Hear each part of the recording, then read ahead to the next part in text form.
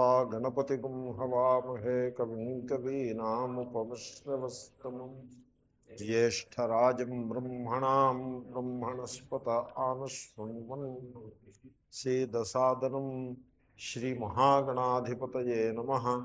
सदाशिवसमारम्भां शङ्कराचार्यमध्यमाम् अस्मदाचार्यपर्यन्तां वन्दे गुरुपरम्पराम्। नारायणं नमस्कृत्य नरं चैव नरोत्तमं देवीं सरस्वतीं व्यासं ततो जयमुदीरयेत्। ఆత్మస్వరూప నిన్న మనం 5వ శ్లోకం పూర్తి చేసాము. 6 అందాము. నచైతద్విద్మః కతరన్నో గరీయః యద్వా జయేమ యది వా నో జయేయుః యానేవ హత్వా నజిజీవిషామః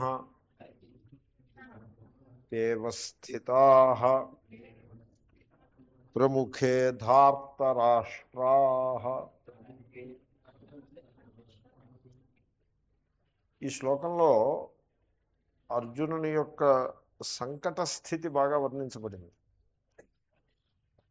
ఇలాగంటి స్థితి బహుశా అరుదుగా రావచ్చు జీవితంలో ప్రతి ఘట్టంలో కూడా మనకి ఏది కావాలి అనేది మనకి తెలుస్తూ ఉంటుంది.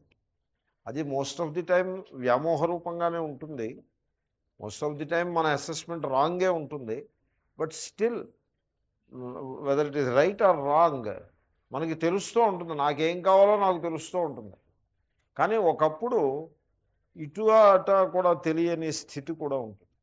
ఒకప్పుడు అలా కూడా ఉంటుంది. ఓసారి నేను రైల్వే స్టేషన్కి వెళ్ళా. ఆ ప్రయాణం చేయటానికి ఇష్టం లేదు. అట్ ది సేమ్ టైం ఏదో certain attraction, certain pulling force లేకపోతే స్టేషన్ దాకా ఎందుకు వెళ్తా టికెట్ కొని.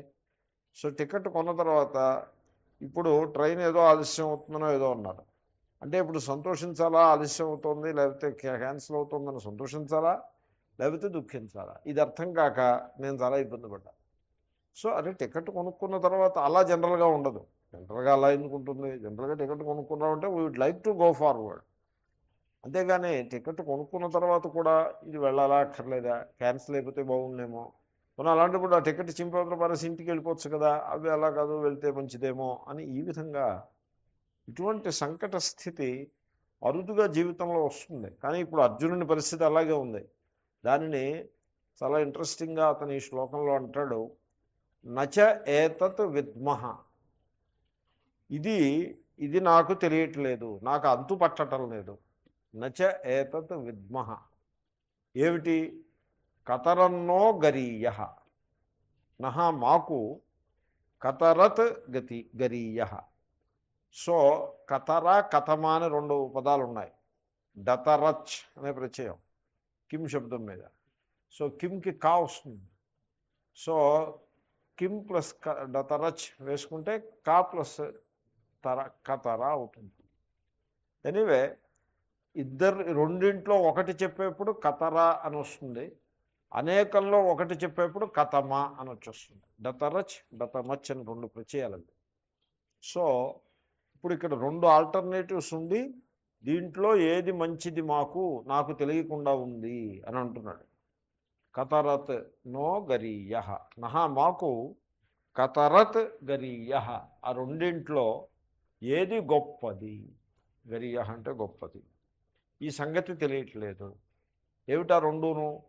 యద్వా జయేమ యదివానో జయేయు. యద్వా జయేమ దాంట్లో ఒక పక్షం మేము జయించుతాము, మాకు విజయం వస్తుంది. రెండో పక్షం యదివా నో జయేయు నహ మమ్ములను జయేయు, వాళ్ళు జయిస్తారు. కౌరవులు మమ్మల్నే జయించేస్తారు, మేము ఓడిపోతాం అన్నమాట. దాని అర్థం మేము ఓడిపోతామని. సో ఇప్పుడు మనం నెగ్గడం మంచిదా, ఓడిపోవడం మంచిదా? యద్వా జయేమ మేము నెగ్గడం, యదివానో జయేయు వాళ్ళు మనల్ని జయించటం అంటే మనం ఓడిపోవడం. సో నెగ్గడంలో మనకి మంచి ఉందా, ఓడిపోవడంలో మంచి ఉన్నదా? ఈ సంగతి మనకి తెలియటం లేదు అని అంటున్నాడు. ఇంక వాడు యుద్ధం ఏం చేస్తాడండి?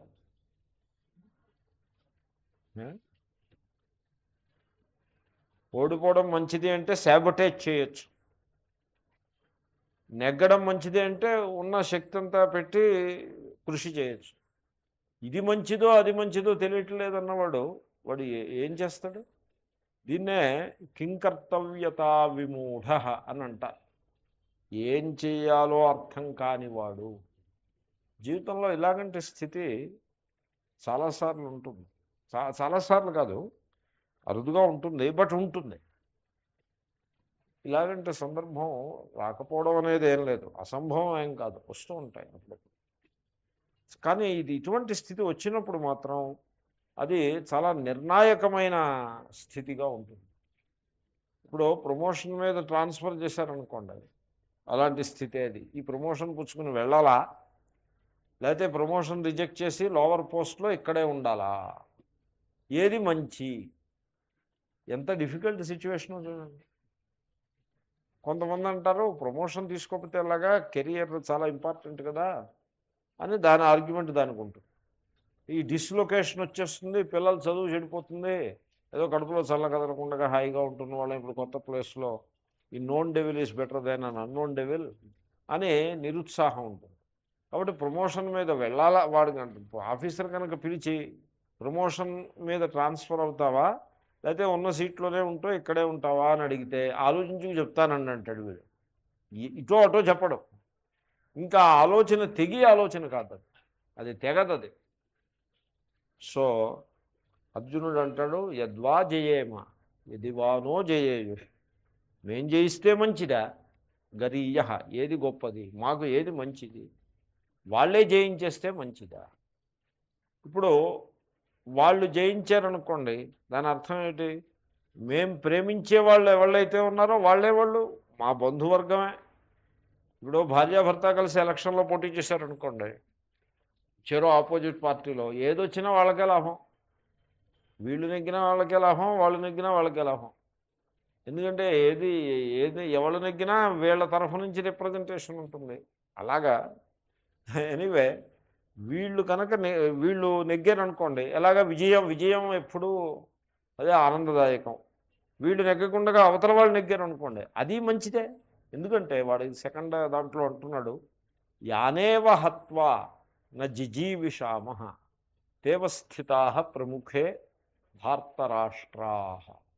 ప్రముఖే అంటే ఎదురుగా, మా ముందు ఎవళ్ళు ఉన్నారు?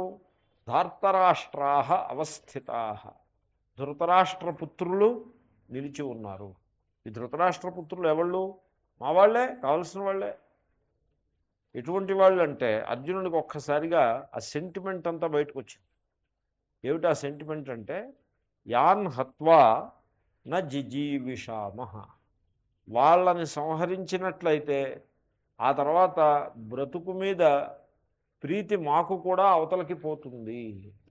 నా జిజీవిషామ, జీవితం ఇచ్చామహ నా.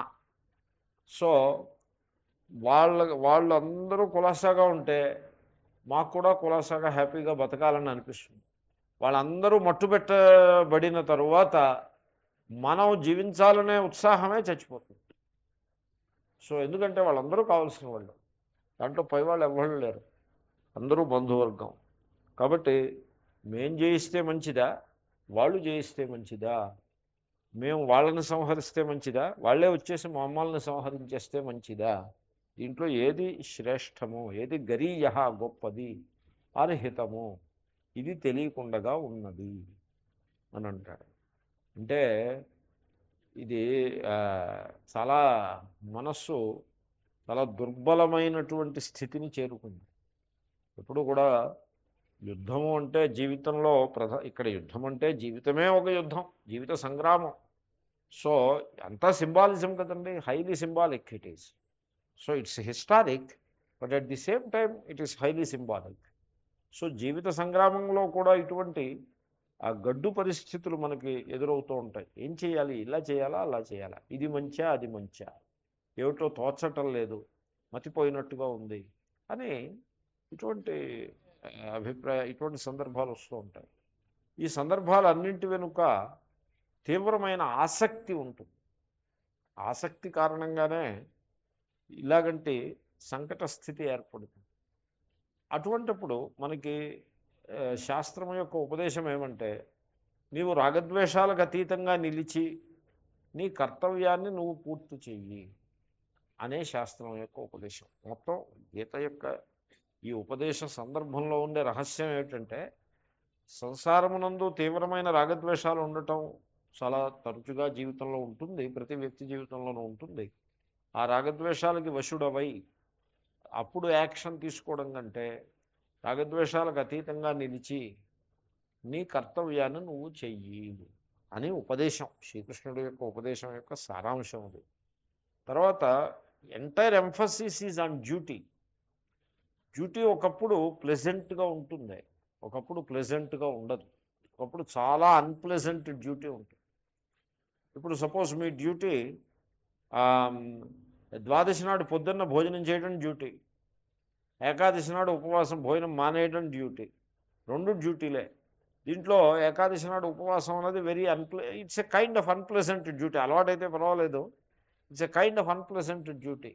ద్వాదశి నాడు పొద్దున్న భోజనం చేయడం ఇట్స్ డ్యూటీ, భోజనం చేసి తీరాలి. ఎంత ప్లెజెంట్గా ఉందో చూడండి ఆ డ్యూటీ. సో డ్యూటీ అన్నది ఏదో దృష్టాంతం చెప్పాను, ఇలాగే ఉంటాయి, అనేక దృష్టాంతాలు ఉంటాయి. ఒకప్పుడు duty very very very unpleasant duty అవుతుంది. ఏదో ఎవరికో వార్త చెప్పాల్సి వస్తుంది, పోస్ట్ మ్యాన్ డ్యూటీ చెప్పాను మీకు ఒకసారి. సో చాలా చెడ్డ వార్తని మోసుకెళ్లాల్సి ఉంటుంది, దట్ ఈజ్ హిస్ డ్యూటీ. కానీ ఎవళ్ళు కూడా ఇష్టపడరు అలాగంటి డ్యూటీ చేయటానికి, కానీ చేస్తారు. సో కనుక ఈ విధమైనటువంటి పెద్ద సంశయంలో అర్జునుడు పడి ఉన్నాడు. ఇటువంటి సంశయం వచ్చినప్పుడు ఏం చేయాలంటే, ఆ ధర్మ సంకటము అని అంటారు, ఆ ధర్మం ఇది ధర్మమా అది ధర్మమా, ఇది మంచా అది మంచా అనేటువంటి ఇంత గభీరమైన సందేహంలో మనిషి ఉన్నప్పుడు ఎవరైనా మహాత్ములను అడిగితే మంచిది. ఎవరైనా పెద్దవాళ్ళని సలహా అడిగి వాళ్ళు చెప్పినట్టుగా చేస్తారు. అయితే మానవుని సంశయ స్వభావం ఎలా ఉంటుందంటే, వీడు సలహా అడిగాక అవతల వాడు సలహా చెప్పాక కూడా ఇంకా వీడు సంశయంలోనే ఉంటాడు. ఈ సంశయాన్ని వీడి సలహా పాటించాలా లేకపోతే పాటించకూడదా, అది సందేహం, మళ్ళీ అలాగంటి సంశయం. కాబట్టి ఈ సంశయం అన్నది తెగది. ఇటో అటో తెంపు చేసుకోవాలి, కానీ అలాగ సంశయంలోనే ఉండిపోకూడదు. సో ఇప్పుడు కొంతమంది ఏం చేస్తారు, రెండు కాగితాలు రాసి దేవుడి దగ్గర పెట్టి ఏదో ఇటు తిప్ప ఒక కాగితం తీసుకుంటే ఏదో వస్తుంది కదా, ఆ తర్వాత ఇది కరెక్ట్గా వచ్చిందా అని మళ్ళీ సందేహమే.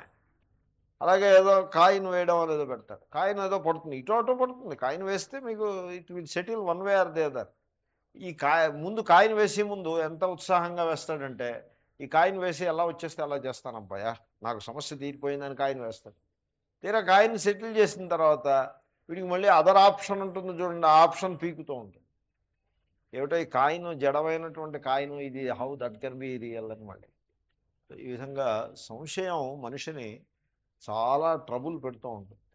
అంచేతనే ఈ విధమైన సంశయాన్ని, అంటే డౌటింగ్ థామస్ అంటారు ఇంగ్లీష్లో. అంటే వాడి స్వభావంలో డౌట్ బాగా బలంగా నాటుకుపోతుంది, డౌట్ చేయటమే వాడి పని అన్నట్టుగా తయారవుతారు. అది మంచిది కాదు. One should not be like that. ఇటో అటో తేల్చేసి సెటిల్ చేసేసి ముందుకు వెళ్ళిపోవాలి. జాగ్రత్తగా ఆలోచించేసి మీ అంతటా మీరే నిర్ణయం తీసుకోవటం, లేకపోతే ఎవరినో మహాత్ములను అడిగేసి అక్కడికి సెటిల్ చేసేయాలి. సో అంతేగాని ఇటు అటు ఈ ఊగిసలాట, సంశయం అంటే ఊగిసలాట అని అర్థం. మొన్న చెప్పాను కదా, ఉభయ కోటి అవగాహి.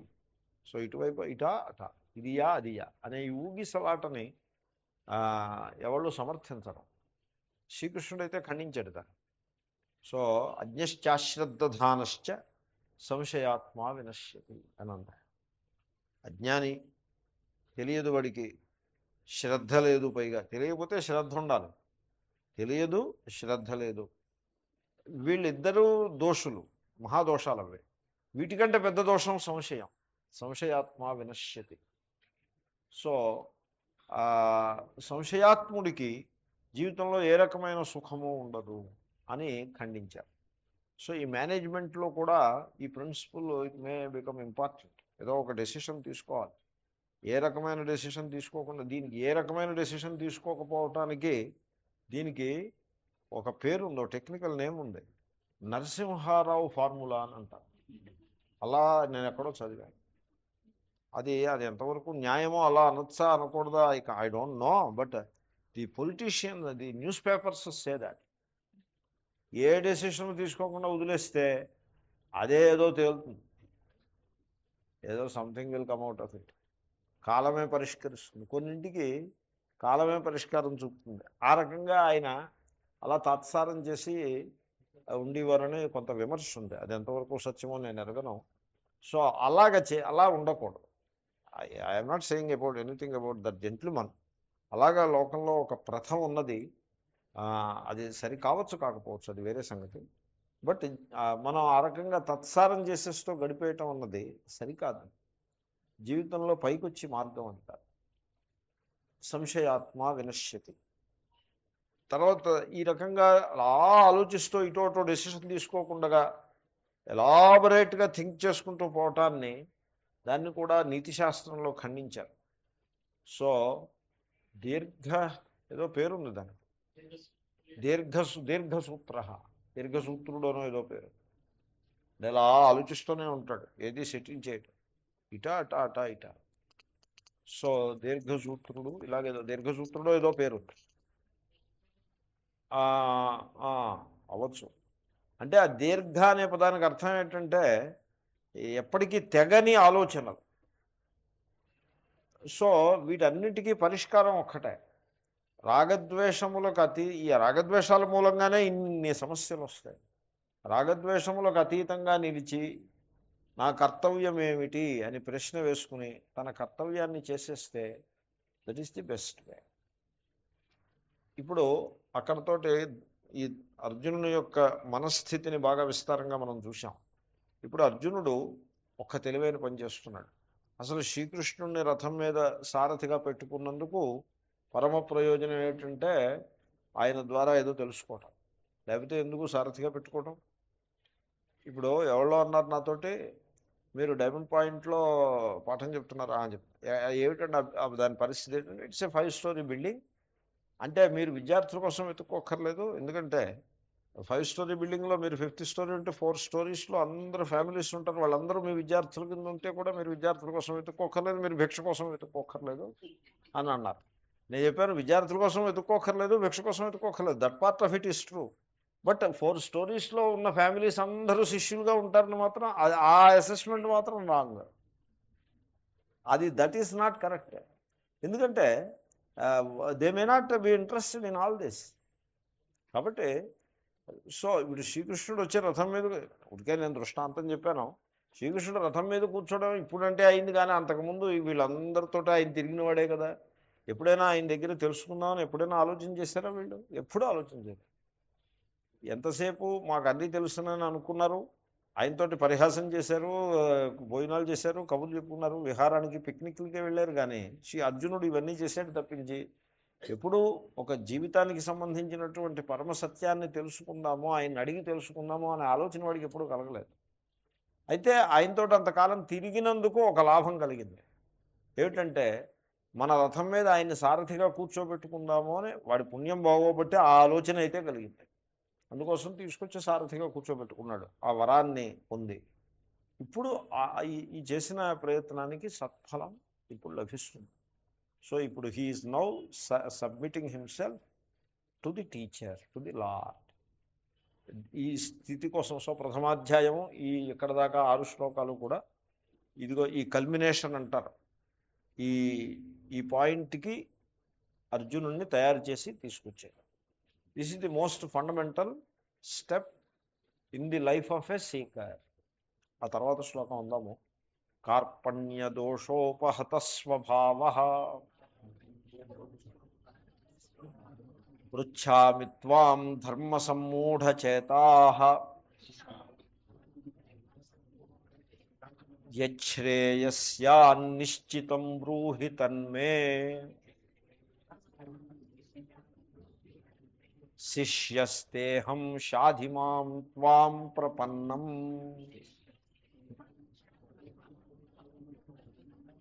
ఇది తరచుగా కోట్ చేస్తూ ఉంటారు. ఎవరో అన్నారు శ్రీకృష్ణుని వయస్సు గీతను బోధించిన నాడు 85 సంవత్సరాలని. వాళ్ళందరూ పెద్ద వయస్సు, అంటే ముసలి వాళ్ళని అభిప్రాయం కాదు, అంటే they have a higher life span in those days. We have to think like that. So శ్రీకృష్ణుడి వయస్సే 85 ఏళ్ళు. అర్జునుడు 60-70 ఎంతో కొంత అర్జునుడికి ఉంటారు, లేకపోతే సిమిలర్ సఖాయం సమానమైన సిమిలర్ వయస్సు ఉంది. ధర్మరాజు గారు పెద్ద, శ్రీకృష్ణుడి కంటే కొంచెం పెద్ద ఆయన. అంచేతనే శ్రీకృష్ణుడు ఎప్పుడూ ధర్మరాజుకి దండం పెట్టి వెళ్తూ ఉండేవాడు. ఆ రకంగా భాగవతంలో అక్కడ వచ్చింది. సో ఎనీవే 85 ఏళ్ల జీవితంలో వాళ్ళు కలిసి ఉన్నది సుమారు 70 ఏళ్ళు కలిసి ఉంటారు. చిన్నప్పటి నుంచి బావమృతి, చాలా ప్రేమ అనురాగం. ఈ 70 ఏళ్లలో శ్రీకృష్ణుని దగ్గర ఒక మంచి మాట నేర్చుకుందామనే ఆలోచన ఏనాడు కలగలేదు అర్జునుడు. ఇప్పుడు కలిగింది. సో చూడండి, కానీ శ్రీకృష్ణుడు పోనీ ఎప్పుడైనా వనవాస సమయంలో కూడా కలిసాడు అర్జునుడిని అనేక పర్యాయాలు. కలిసినప్పుడు ఏమో అర్జున, లేకపోతే పాండవులారా, ఈ సమయంలో కొంచెం వేదాంతం అది చదువుకోండి, తర్వాత నేను ఏదైనా కొంచెం మీకు ఆత్మస్వరూపాన్ని గురించి చెప్తాను, తెలుసుకోండి అని ఆయన ఎప్పుడూ ఆఫర్ చేయలేదు. ఇప్పుడు ఈయన అడిగిన తర్వాతనే ఏదో as if he's waiting for this occasion. వాడు అడగడమే ఆలస్యం, ఏదో ట్యాప్ ఓపెన్ చేయడమే ఆలస్యం, ధరధరధరలాడుతూ నీరు వచ్చేసినట్టుగా వీడు అడగడమే ఆలస్యం. మొత్తం ఉన్న సమయాన్నంతని కూడా వినియోగం చేసేసి 1 hour 1.5 hours లెక్చర్ ఇచ్చేస్తున్నాడు శ్రీకృష్ణుడు. 1 hour మొత్తం టీచింగ్ అంతా 1 hour. దాన్ని శ్లోకరూపంగా దాన్ని కూర్చేపటికి 600 శ్లోకాలు తయారైంది, కానీ ఆయన చెప్పిందంతా టకటకటక చెప్పేసుకుంటూ పోతే 1 hour టైం పడుతుంది. అంటే ఏవో క్వశ్చన్ ఆన్సర్స్ మధ్యలో అర్జునుడు మాట్లాడిన మాటలు లేకపోలేదు, బట్ సో అంత ఎలాబరేట్గా కంటిన్యూస్గా 1 hour 1 hour 15 minutes పాఠం చెప్పేసాడు. మొత్తం అంతా వేదాంతం అంతా ఆ టైంలో చెప్పేసాడు. As if he was waiting for this occasion. తన హృదయంలో ఉండే విజ్ఞానాన్నంతని, ఆ వేద సారమైన జ్ఞానాన్నంతని బయటపెట్టాడు. బట్ ఆ అకేషన్ వచ్చేటప్పుడు మాత్రమే చెప్పాడు, ఇంతవరకు ఒక్క మాట కూడా మాట్లాడలేదు. దీని అభిప్రాయం ఏమిటంటే, విద్యార్థి దానికి తగిన యోగ్యతగా ఉన్నప్పుడు మాత్రమే వేదాంతాన్ని బోధించాలి. విద్యార్థికి యోగ్యత లేనప్పుడు ఊరికే పోగేసి కూర్చోబెట్టి వాడికి అలా వేదాంతం చెప్తూ కూర్చోపెట్టడం అది పద్ధతి కాదు. అంటే దానివల్ల ప్రయోజనం ఉండదు.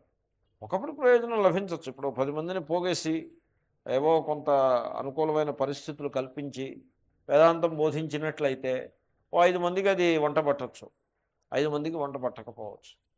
ఈ వేదాంతం వంట పడితే మంచిదే, వంట పట్టకపోతే మటుకు వాడు కొంచెం హాఫ్ వేలో ఉంటాడు. వాడు ఇటు సంసారానికి పనికిరాడు, అటు వైరాగ్యానికి పనికి. అలాగంటి డోలాయమాన స్థితిలో మనిషి పడిపోతాడు. దాంతో వాళ్ళు అలా ఇబ్బంది పడుతూ ఉంటారు. దే ఆర్ నైదర్ హీ నా ఘర్కా నా ఘాట్కా అని సామెతతో ఉంది. అలాగా అటు ఘర్ర వదిలిపెట్టేస్తాయి. ఈ వేదాంతంలో ఇంకా ఘర్రే ఉంది. ఘాట్ అంటే పోనీ దీంట్లో ఇంక ఘాట్ అంటే ఇంకా పబ్లిక్. సో అలా సెటిల్ అయ్యాడంటే అది లేదు, ఇటు ఇల్లుకి సంబంధించి సెటిల్ అయ్యాడంటే ఇది లేదు. ఇప్పుడు ఒక ఆయన ఉన్నారు, 5 ఏళ్ళు వేదాంతం చదివి ఆ తర్వాత వెళ్ళి వివాహం చేసుకున్నాడు. ఇప్పుడు ఈ 5 ఏళ్ళు చదువు అదేదో వివాహం చేసుకుని పిల్లలు కానీ అంతా సెటిల్ చేసుకుని ఆ తర్వాత వచ్చి వేదాంతం చదువుకుంటే అదో రకంగా ఉంటుంది. 5 ఏళ్ళు ఈ కర్మ ఇదంతా కూడా దీన్నందరినీ కూడా నిరాకరిస్తూ ఉపదేశ సహస్రి వివేకచూడామణి ఇత్యాది గ్రంథాలు చదివి ఆ తర్వాత వెళ్ళి వివాహం చేసుకుంటే ఇప్పుడు అది ఎంత ప్రాబ్లం అవుతుందో చూడండి. ఇంకా ప్రొఫెషన్కి దేనికి పనికిరాడు. ఈ వరల్డ్లీ ప్రొఫెషన్స్ ఉంటాయి చూసారా, ఆ ప్రొఫెషన్స్లో హీ కెనాట్ ఫిట్. ఎందుకంటే అతని మైండ్ సెట్కి ఈ వరల్డ్లీ ప్రొఫెషన్ అంత కన్వీనియంట్గా ఉంటుంది. So yet he cannot leave it. కాబట్టి it leads to certain problems. అంచేత వేదాంతాన్ని బోధించటము అంటే వాడు సర్వాత్మన శరణాగతి చేసి నాకు ఇది కావాలి, he has to choose it, he has to make a choice, I want this అని ఖచ్చితంగా ఇష్టపడి దానికి కమిట్ అయినటువంటి వాడికే వేదాంతాన్ని బోధించటం. ఇదొక సంప్రదాయం. సో శ్రీకృష్ణుడు ఈ సందర్భంలోనే బోధించాడు. అర్జునుడు అడుగుతున్నాడు, హీజ్ సబ్మిటింగ్ హిమ్సెల్ఫ్, అంటే తను శరణాగతి చేస్తున్నాడు. సో శరణాగతి అన్నది ఆత్మజ్ఞానంలో వెరీ ఫస్ట్ స్టెప్. శిష్యస్తేహం షాధిమాం త్వాం ప్రపన్నం. త్వాం ప్రపన్నం, నిన్ను శరణు పొందిన. ప్రపత్తి, ప్రపన్నం అంటే ప్రపత్తి చేసినవాడు. ప్రపత్తి అంటే శరణాగతి. అసలు ఆ పదం ఎలాంటిదంటే ప్రపత్, పత్ ఆర్ పద్. పద్ అంటే పదం, పాదం. పాదానికి పత్ అని పేరు. పాదశబ్దం అనే స్థానంలో పద అన్నా పాదం అన్నా ఒకటే కదా. సో ఆ పద్ అంటే పాదము. ప్రా అంటే అగ్రము అనే అర్థంలో ఉపసర్గ. సో పాదాగ్రము అని అర్థం. ప్రపన్నం అంటే పాదాగ్రమును పట్టుకుంటారు అంటే శరణాగతి. వెళ్ళి కాళ్ళ మీద పడ్డామంటారు చూడండి, అది ఇడియమాటిక్ యూసేజ్. కాళ్ళ మీద పడ్డామంటే వెళ్ళి సరెండర్ చేశాడు, శరణాగతి చేశాడు అని అభిప్రాయం. ఫిజికల్గా కాళ్ళ మీద పడచ్చు, పడకపోవచ్చు. ఒకడు ఫిజికల్గా కాళ్ళ మీద పడ్డామన్నా ఒకసారి పాదాభివందనం చేసేసి తర్వాత విషయం చెప్తాడు, అలాగే కాళ్ళే పట్టుకుని ఉండిపోతాడని కాదు. So it's a idiomatic usage.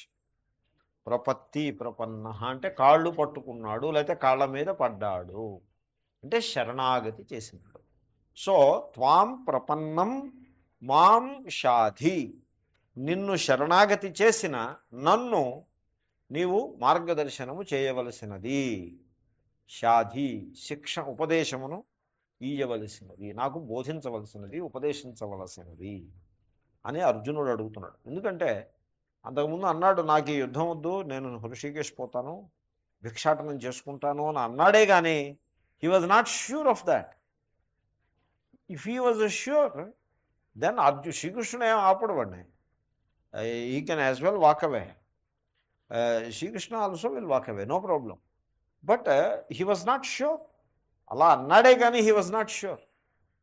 వెళ్ళిపోతానని అన్నాడే కానీ he was never sure of it. అది మీరు గమనించాలి. అంతే. చాలామంది ఏమైనా భ్రమపడతారంటే అర్జునుడు was about to walk away, శ్రీకృష్ణుడు చేపట్టుకుని ఆపేసి మళ్ళీ వెనక్కి లాక్కొచ్చాడు. అది చాలా తప్పదు. It's not like that. అర్జునుడు he was not about to walk away. ఎందుకంటే వాడికే తెలిసిపోయింది ఏమిటి, ఇప్పుడు యుద్ధరంగాన్ని విడిచిపెట్టి వెళ్ళడం ఇది సందర్భంగా లేదనే సంగతి వాడికే అర్థమవుతాం. అంచేతనే అర్జునుడు ఏమంటున్నాడంటే కార్పణ్య దోషోపహత స్వభావ. కార్పణ్య దోషము, కృపణ అనే పదం ఉన్నది. కృపణ అంటే లోభి అని అర్థం. ఇక్కడ యుద్ధానికి సందర్భంలో లోభమే ఉంది. యుద్ధానికి లోభమే ఉంటుంది అంటే బేలతనము, పిరికితనము అని అర్థం. యుద్ధంలోకి వచ్చే యుద్ధరంగంలో పిరికితనమే, ఇంకా అంతకంటే ఏముంటుంది. ఇప్పుడు మార్కెట్లో లోభి అంటే ఆ పర్సు బయటికి తీసి ఖర్చు పెట్టడానికి వెనకాడేవాడు. యుద్ధరంగంలో లోభి అంటే బాణాలని శత్రువు మీద వేయటానికి సందేహం, మళ్ళీ వాడు కొట్టేస్తాడేమో అని భయం. మనం జయించాలా వాళ్ళని తెలియకుండా ఉంది, వాళ్ళు మనం జయిస్తే మంచిదో తెలియకుండా ఉంది. సో ఈ విధమైన తర్వాత కృపణత్వము, సరే దయాగుణం చేతనే వచ్చింది కావచ్చు. అసలు మొత్తానికి యుద్ధం మీద ఒక రకమైన వైముఖ్యం కలిగింది. అది యుద్ధవీరుడికి తగని లక్షణము. అంచేతనే అర్జునుడు తన యొక్క ఈ లక్షణాన్ని కృపణత్వము, కృపణుని యొక్క లక్షణము అని ఆయన ఆ విధంగా అంచనా వేసుకున్నాడు. అయితే ఇంతకుముందు నేను మీకు మనవి చేశాను, సంజయుడు ఇదే లక్షణాన్ని కృపయావిష్ట అని అంచనా వేశాడు. దయాగుణం చేత ప్రభావితుడై పాపం అతను డోలాయమాన స్థితిలో ఉన్నాడు అని సంజయుడు అన్నాడు. ఒక పిరికితనంతో ఒక యుద్ధం అంటే తీవ్రమైన ఆసక్తి, బంధువుల మీద బాణాలు వేయడం ఏమిటి అనేటువంటి feeling, at the same time he cannot walk away. So ఆ రకమైనటువంటి ఆ కృపణ స్థితి, ఒక బేలతనము, అది నన్ను నా ఒరిజినల్ స్వభావాన్ని కప్పిపుచ్చినది. దోషోపహత స్వభావ, మౌలికమైన స్వభావం ఏమిటి, అతని స్వభావము, అతని శీలం ఏమిటి అంటే యుద్ధరంగంలో ధైర్యంగా నిలబడి శత్రువులని తునాతునకలు చేయటం అతని శీలము. That is what he is. So అటువంటి వాడు నెగ్గితే మంచిదా ఓడిపోతే మంచిదా అనే లెవెల్లో ఆలోచిస్తున్నాడు అంటే సో ఆ కృపణత్వము, ఆ దీనత్వము, హెల్ప్లెస్నెస్, తర్వాత ఇండిటర్మినేషన్, ఏ ఇటా అటా తెరుచుకోలేకపోవటం, ఊగిసలాట, ఆ బేలతనము, పిరికితనం అని అనద్దు, పిరికితనం కాదు నిజానికి. సో సెంటిమెంటాలిటీ, ఇవన్నీ కూడా ఓవర్కమ్ చేసి అతన్ని ఆ విధంగా తయారు చేసేది. కార్పణ్య దోషోపహత స్వభావ, ఈ కృపణత్వము అనే దోషము నా ఒరిజినల్ స్వభావాన్ని కప్పిపుచ్చి వేసినది. తర్వాత పృచ్ఛామిత్వాం ధర్మ సమ్మూఢ చేతాహ, ధర్మాన్ని ఆచరించాలనే ప్రేమ అయితే ఉన్నది, కానీ ఇప్పుడు ధర్మం ఏమిటి అనేది విషయంలో నా మనస్సు చాలా మోహాన్ని పొంది ఉన్నది. ధర్మే సమ్మూఢం చేతః యస్య సహ, ధర్మం విషయంలో మోహముని పొంది ఉన్న బుద్ధి గలవాడను. మోహము అంటే ఏమిటి? ఇదాదా తేల్చుకోలేకపోవడం. ఏది ధర్మం? ఇప్పుడు శత్రువు మీద బాణం వేసి వాడిని నేల కూల్చడం ధర్మమా, లేకపోతే వెనక్కి వెళ్ళిపోయి రక్తపాతం లేకుండా చేయటం ధర్మమా? ఏది ధర్మము అని ఆ విషయంలో సందేహంలో పడిపోయాడు. ఒకసారి మన భారతదేశ చరిత్రలో ఉన్న విషయమే చెప్తున్నాను నేను. ఒకసారి కలకత్తాలోనో నౌఖాళీలోనో ఎక్కడో హిందూ ముస్లిం కొట్లాట్లు అయినప్పుడు ముస్లిమ్స్ పెద్ద గ్రూప్స్ కింద వచ్చి ఆ లోకల్ హిందూస్ని ఊచకోత కోయటం జరిగితే ఈ విషయాన్ని మహాత్మా గాంధీ గారితో చెప్పారు. ఇలా జరిగింది, అక్కడ ఉండే హిందూ సమాజం అంతా కూడా చాలామంది ప్రాణాలు కోల్పోయారు, స్త్రీలు పిల్లలు కూడా చాలా ఘోరంగా ట్రీట్ చేయబడ్డారు, ఇది ఇలా జరిగింది అని గాంధీ గారికి చెప్పారు. చెప్తే ఆయన అన్నారు, మరి వీళ్ళు ఏం చేస్తున్నారు, ఎదిరించలేదా అని అడిగారు. అంటే ఎదిరించలేదు, వీళ్ళు ఎదిరించకుండా పారిపోయే ప్రయత్నమే చేశారు, కానీ ఆత్మరక్షణకు కూడా వీళ్ళు నడుము బిగించలేదు అని ఆయనకి సమాధానం చెప్పారు. అంటే ఆయన అన్నారు, అది చాలా తప్పది, అలా ఉండకూడదు. శత్రువులు దుష్టులు వచ్చి ఆ విధంగా అటాక్ చేసినప్పుడు నడుము బిగించి తమ శక్తిని యుక్తిని కూడా ఉపయోగించి ఆ దుష్టులను ఎదుర్కోవాల్సి ఉంటుంది. అది పిరికితనము, అది అహింస కాదు. సో కాయరత అహింస నహీ హోతా హై, cowardice is never same as non violence, non violence requires courage, పిరికితనం అహింస కాదు అని చెప్తారు. That is what he said. Very interesting. So Mahatma Gandhi ఆయన బోధలు అవి చూసినట్లయితే మన సమాజంలో ఎస్పెషల్లీ స్వాతంత్ర్యం వచ్చిన తర్వాతి కాలంలో వచ్చిన పాలకులు వీళ్ళందరూ కూడా ఆయన బోధల్ని పిక్ అండ్ చూస్ లెవెల్లో ఆయన బోధనని సమాజం ముందు పెట్టారు తప్పిస్తే ఆయన పూర్తి అభిప్రాయాలను సమాజం ముందు పెట్టలేదు. ఉదాహరణకి భారతదేశానికి స్వాతంత్ర్యం వచ్చిన తర్వాత ఇంకా గోహత్యని కొనసాగిస్తే అంత మహాపాపం అదే కానీ మరొకటి లేదు. పరదేశీయులు పాలించినప్పుడు గోవు పవిత్రము అనే సంగతి వాళ్ళకి మనం నచ్చజెప్పలేము, అది వేరే సంగతి. మనకి స్వాతంత్ర్యం వచ్చిన తర్వాత గోహత్య మన సమాజంలో ఉండడానికి వీలు లేదు అని ఆయన రాసినటువంటి వ్యాసాల్లో చాలా ఖచ్చితమైన అభిప్రాయాల్ని వ్యక్తం చేశారు. చాలా ఖచ్చితమైన అభిప్రాయాలు.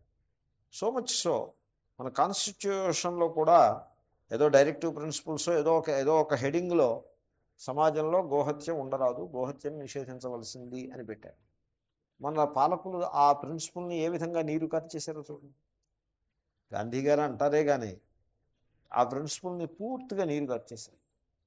భగవద్గీతని స్కూల్స్లో మతంతో సంబంధం లేకుండా అన్ని రకాల క్రిస్టియన్స్కి ముస్లింకి కూడా అందరు విద్యార్థులకి డిగ్రీ లెవెల్లోనైనా భగవద్గీతని అట్లీస్ట్ స్థూలంగానైనా సెలెక్టెడ్ వెర్సెస్ అయినా బోధించి తీరాలి, దాన్ని కరికులంలో పెట్టాలి అని ఆయన నిర్ద్వంద్వంగా, అంటే ఏ రకమైన సందేహానికి తావులేని విధంగా ఆయన అభిప్రాయాన్ని వ్యక్తం చేశారు. మన వాళ్ళు ఏం చేశారు? నీరుగార్చేశారు, ఆయన యొక్క బోధల్ని నీరుగార్చేశారు. నేను పోర్బందర్ వెళ్ళాను. పోర్బందర్లో ఆయన పుట్టి పెరిగిన ప్రదేశము ఎంత అధ్వాన్నంగా ఉంటుందంటే మీరు ఊహ కూడా చేయలేదు. You will be disappointed to the extreme అక్కడికి వెళ్తే. ఏదో ఆ బిల్డింగ్ని ఆయన పుట్టి పెరిగిన బిల్డింగ్ని ఎవరో అమ్మేసి ఏదో చేయకుండా గవర్నమెంట్ వాళ్ళు ఒక గెజెట్ నోటిఫికేషన్ ఇచ్చి దాన్ని హ్యాండ్ ఓవర్ చేసుకున్నారు. అదో పని చేశారు. సో ఇప్పుడు గవర్నమెంట్ కబ్జాలో అయితే ఉంది, గవర్నమెంట్ హ్యాండ్ ఓవర్లో అయితే ఉంది, దాంట్లో సందేహం లేదు. సో గవర్నమెంట్ ఏం చేసిందంటే అక్కడ ఓ మనిషిని పెట్టి అపాయింట్ చేసి విజిటర్స్ వచ్చిన వాళ్ళకి చూడడానికి దానికి ఏదో చేశారు. బట్ మెయింటెనెన్స్లో విషయంలో కానీ, విజిటర్స్కి అక్కడ చూపించటంలో కానీ, అక్కడ ఉన్న వాళ్ళ కోఆపరేషన్ కానీ, ఒక గైడ్ ఉండి ఎక్స్ప్లెయిన్ చేయటంలో కానీ ఏమీ లేదు. Nothing is that. సో అంటే తర్వాత ఆ గాంధీ గారి పోర్బందర్కి ఈ రాజకీయ నాయకులు ఎవరు వెళ్తామని కూడా నేను అనుకోను. వారే గాంధీ గారే సర్వం అనుకున్న పార్టీ వాళ్ళు కూడా ఈ లోకల్గా ఉండే ఓ విగ్రహంలో మెడలో మాల వేసి లేచాక వస్తారు తప్పిస్తే పోర్బందర్ వెళ్ళి అక్కడ కూర్చుని స్ఫూర్తిని తెచ్చుకుని అలాగేదో చేస్తారని నేను అనుకోను. So very very unfortunate thing it is. Anyway, so ధర్మ సమ్మూఢ చేత ఇదంతా నేను ఎందుకు చెప్పానంటే అహింస అనేది కూడా ఒకటి ఉంది. It is a glorious value. But దాన్ని కూడా you should not confuse with performing of duty, performance of duty.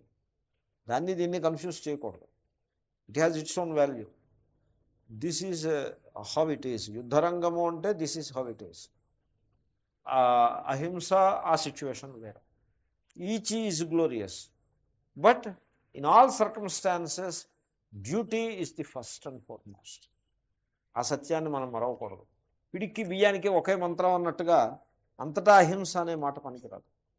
So ఇప్పుడు రక్షణ ఇవ్వాల్సినటువంటి వీరుడు, యుద్ధ సైనికుడు, వాడు నేను తుపాకీ పేలిస్తే ఎలాగా, నేను బాణం వేస్తే ఎలాగా, రక్తం చిందిస్తే ఎలాగా అని ఇలాగంటే సెంటిమెంటల్లో పడి వాడు కనుక అక్కడి నుంచి పక్కకి తప్పుకున్నాడు అనుకోండి, ఇప్పుడు శత్రువు వచ్చేసి లోపల ఉన్నటువంటి వృద్ధులను, స్త్రీలను, పిల్లలను చాలా ఘోరంగా కత్తికి బలి చేసి వెళ్ళిపోయాడు అనుకోండి, ఏం అహింసది?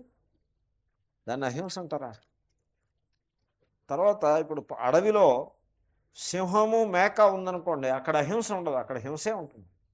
2 సింహాలు ఉన్నాయనుకోండి, చక్కటి అహింస ఉంటుంది. హింస అనేది దరిదాపులకు రాదు.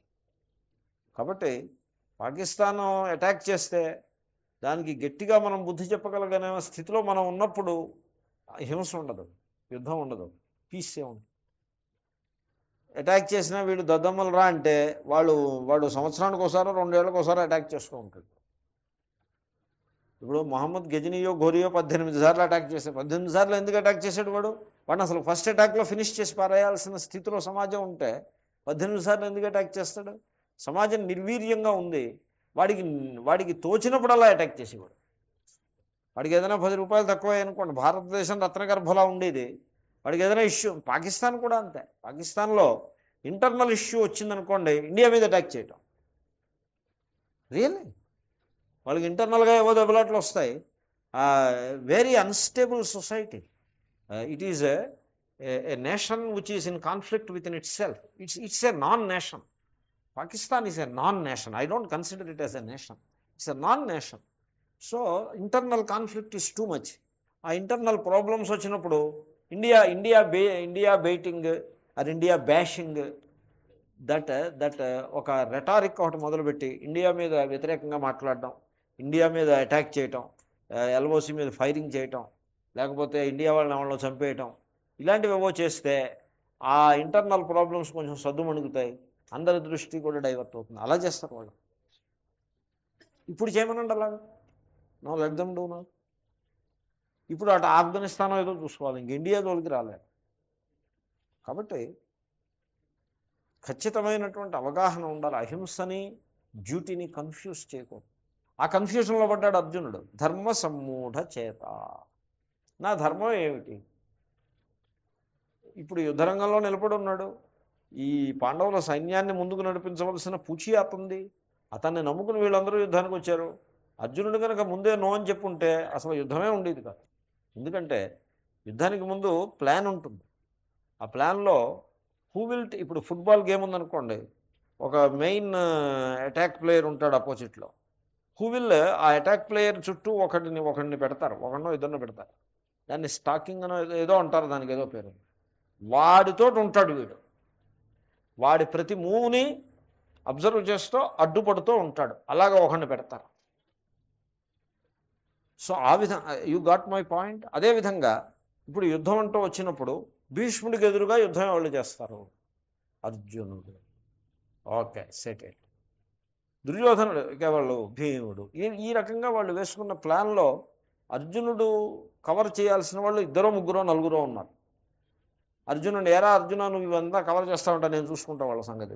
భీష్ముడిని, ద్రోణుణ్ణి, కర్ణుణ్ణి నాకు వదిలిపెట్టేయండి మీరు, డోంట్ వర్రీ అబౌట్. అంటే అప్పుడు దుర్యోధనుణ్ణి, దుశ్శాసనుణ్ణి నేను చూసుకుంటా అని భీముడు. ఈ విధంగా వాళ్ళు ప్లాన్ వేసుకుని యుద్ధానికి వచ్చారు. అర్జునుడు కనుక అబ్బే భీష్ముడు తాత కదా, తాత మీద బాణం ఎలా వేస్తాను అన్నయ్య అని ధర్మరాజుతో అంటే, అవునరా అర్జున నీ మాట కరెక్టే, మళ్ళీ వనవాసానికి పోదామని ముందే అడుగు ముందు వేస్తాడు. కాబట్టి ఇక్కడికి వచ్చిన తర్వాత మళ్ళీ శాంతి పన్నాలు అంటారు, వీటిని శాంతి పన్నాలు వల్లించుట అని అంటారు. ఇక్కడికి వచ్చిన తర్వాత శాంతి పన్నాలు వల్లించటం అది సందర్భంగా లేదు. So he knew it, he guessed it. అంచేతనే నేను యుద్ధం మానేసేయటమే మంచిది, మనం ఇక్కడి నుంచి వెళ్ళిపోదాము అని ఖచ్చితంగా అంటలేదు. ధర్మ సమ్మూఢ చేత. సో ఏవేవో ఆర్గ్యుమెంట్స్ చెప్పేశాడు. ఇప్పుడు ఈ ఆర్గ్యుమెంట్స్ ఎలా ఉంటాయంటే, ఒకసారి అది మైండ్లో పడితే ఇంకా ఆ ఆర్గ్యుమెంట్ అలా దొలిచేస్తూ ఉంటుంది, అదే కరెక్ట్ అనిపిస్తుంది. ఎప్పుడు ఒక శ్లోకం ఒకటి ఉంది, దేవతలు మన మీద కోపంగా ఉన్నారంటే మన బుద్ధిలో రాంగ్ అభిప్రాయం రూపంలో ప్రవేశించి మన బుద్ధిని చెడగొడతారు. ఓ రాంగ్ ఐడియా ఒకటి బుద్ధిలో ప్రవేశపెడతారు. వీడు ఆ ఐడియాతోటి దాన్నే జస్టిఫై చేసేసుకుంటూ అదే కరెక్ట్ అనేటువంటి భ్రమలో ఆ ఐడియా వెంట పడిపోతాడు, అంతే నాశనం అయిపోతాడు అంతే. అదే దేవతలు మనల్ని ఆశీర్వదించాలనుకోండి, దేవతలు మన ముందు సాక్షాత్కరించి అలా వెలిగిపోతూ ఆశీర్వదించరు. అదే శ్లోకం ఉందో అలాగా, నాకు గుర్తు రావట్లేదు. వాళ్ళు ఏమైనా ఎలా ఆశీర్వదిస్తారంటే మీ బుద్ధిలో ప్రవేశించి మీకు ఒక మంచి ఆలోచన కలిగేట్లా చేస్తారు. దేవతల ఆశీర్వచనం అంటే దేవుడు మిమ్మల్ని ఆశీర్వదించాలంటే ఇలాగే ఆశీర్వదిస్తారు, మీకు ఒక మంచి ఆలోచన కలిగేట్లా చేస్తారు. ఇప్పుడు లక్ష్మీదేవి మీకు అనుగ్రహం కలిగించాలంటే ఏం చేస్తుంది ఆవిడ? అలా ధర కాసులు ఒలిగిపోవు. ఆవిడ ఏం చేస్తుందంటే, ఇదిగో ఈ స్టాక్ మంచిది అనే ఐడియా మీకు కలిగిస్తుంది. కలిగిస్తే మీరు వెళ్ళి ఆ స్టాక్ కొనాలనే ఐడియా కలుగుతుంది. మామూలుగా నీరసంగా ఉన్న మనిషి ఎందుకునో ఆ పూట వెళ్ళి ఓ 1000 10,000 షేర్లు కొనుక్కొస్తాడు. మొన్నాడు సడన్గా it jumps up and he becomes rich. ఆ ఐడియా అలా కలిగిస్తుంది. బిల్ గేట్స్ రిచ్ అలాగే అయ్యాడు. ఎవరి దగ్గర పనిచేసేవాడు, ఏదో ఐడియా వచ్చింది, ఈ ఐడియాని వీడికి అందించేసేది ఏముంది, మనం రిజైన్ చేసి మనం సొంతంగా ఈ ఐడియాని మార్కెట్ చేద్దామని ఒక ఐడియా వచ్చింది.